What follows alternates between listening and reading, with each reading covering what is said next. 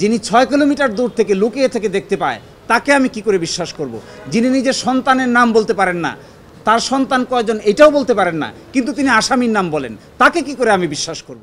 এবং এটিএম আজহার সাহেবকে ২ নম্বর চার্জ এবং ৩ নম্বর চার্জ থেকে তিনি বেকসুর খালাস দিয়েছেন।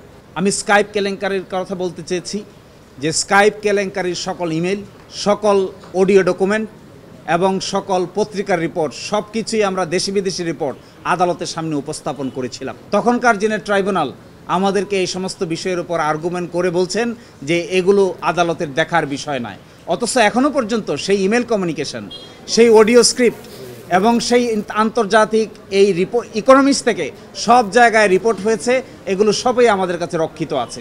যদি এমন হয় মাননীয় আপিল বিভাগ এগুলো দেখতে চান, প্রয়োজন সাপেক্ষে আমরা আপিল বিভাগকে এগুলো দেখাবো।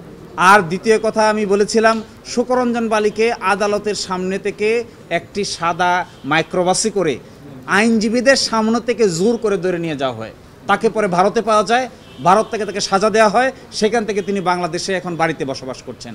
আমরা বলেছি এগুলো প্রমাণ করে যে ওই ট্রাইব্যুনালে যে বিচার হয়েছে তা সব কিছু হয়েছে অসৎ উদ্দেশ্য প্রণোদিত এবং কতিপয় রাজনৈতিক নেতৃবৃন্দকে সাজা দিয়ে রাজনৈতিক উদ্দেশ্য হাসিল করার জন্যই এই সমস্ত কাজ করা হয়েছিল। টানা সপ্তমবারের মতো বেস্ট টিস্যু পেপার ব্র্যান্ড হিসেবে স্বীকৃতি পেয়েছে বসুন্ধরা টিস্যু। আমাদের যে আইন 1973 এর আইন আমরা বলেছি, এই আইন তৈরি করা হয়েছিল 195 জনের বিচার করার জন্য, যারা পাকিস্তান আর্মি ছিলেন এবং যাদেরকে আইডেন্টিফাই করা হয়েছিল, কিন্তু ত্রিপক্ষীয় চুক্তির মাধ্যমে এই সমস্যার সমাধান করা হয়েছে।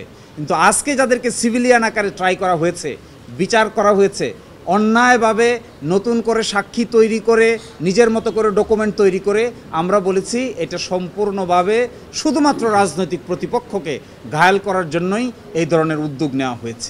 তিনি স্পষ্ট করে বলেছেন চার্জ নম্বর 2 এবং 3-তে যে ধরনের সাক্ষীর উপর ভিত্তি করে এখানে মৃত্যুদণ্ড দেওয়া হয়েছে, তিনি বলছেন এই ধরনের সাক্ষীকে মোটেও বিশ্বাস করার সুযোগ নাই।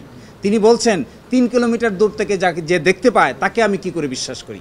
তিনি এটাও বলেছেন যিনি 6 কিলোমিটার দূর থেকে লুকিয়ে থেকে দেখতে পায় তাকে আমি কি করে বিশ্বাস করব।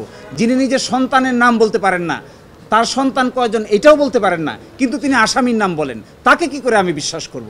এই কথা বলে তিনি এদের সাক্ষ্যগত কোনো মূল্য নাই এবং এদের উপর বিশ্বাস করে কাউকে সাজা দেওয়া যাবে না, এবং এটিএম আজহার সাহেবকে 2 নম্বর চার্জ এবং 3 নম্বর চার্জ থেকে তিনি বেকসুর খালাস দিয়েছেন। কোনো হ্যাম্পার হবে না, কারণ আপনারা জানেন যে 1973 সালের এই আইনের এই ডিফিকাল্টির কারণে আইন কিন্তু সংশোধন করা হয়েছে। এই আইন সংশোধন করে ক্রাইম এগেনস্ট হিউম্যানিটি সংজ্ঞার মধ্যে ওয়াইড স্প্রেড এবং সিস্টেমেটিককে অ্যাড করা হয়েছে। ফলে এখনকার যে আইনের বিধান আছে এই বিধানে আন্তর্জাতিক মানের কোনো ঘাটতি নাই। কিন্তু অতীতে যা ছিল আমরা সেটাই আর্গুমেন্ট করেছিলাম যে ওয়াইড স্প্রেড এবং সিস্টেমেটিককে অ্যাড করা হোক। উচ্চ আদালত তার এইটার ব্যাপারে উচ্চ আদালত তার অবজারভেশন দিক, কিন্তু উচ্চ আদালত বলে দিয়েছেন আন্তর্জাতিক আইন এখানে প্রযোজ্য হবে না। কিন্তু এখনকার আইনে আন্তর্জাতিক আইনের প্রযোজ্যতা সংশোধন করা হয়েছে।